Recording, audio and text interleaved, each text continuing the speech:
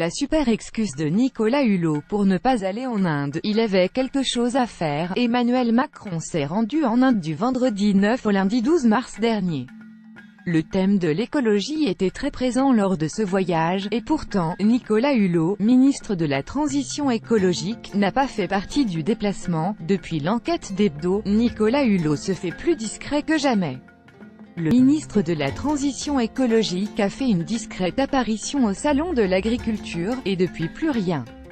Le vendredi 9 mars dernier, Emmanuel Macron s'est rendu en Inde pour une visite d'État notamment axée autour de la question écologique et de l'énergie, et pourtant, Nicolas Hulot n'a pas fait partie de la délégation française. Et comme le rapportent nos confrères du Parisien, les raisons de cette absence sont quelque peu floues.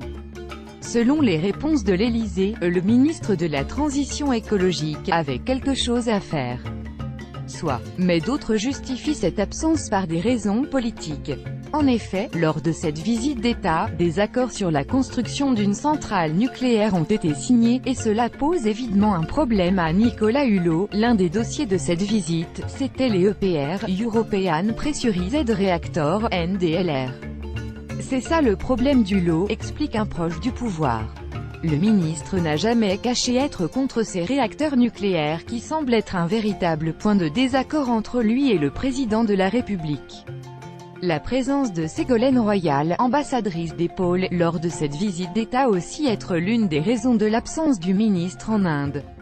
En effet, Nicolas Hulot ne supporte tout simplement plus les nombreux messages et conseils de l'ancienne ministre. Rapportait Le Point. En privé, le ministre de la Transition écologique dit ne plus supporter les conseils qu'elle croit bon lui donner, comme l'injonction de « rester ferme » sur la question du glyphosate. 9 commentaires commentés. Partagez cet article, partagé sur Facebook sur le même sujet.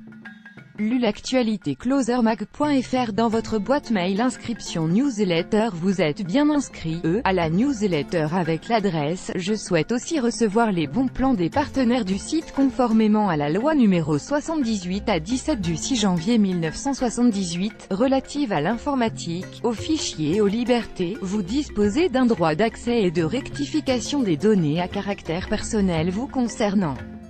Pour l'exercer ou en savoir plus, cliquez ici.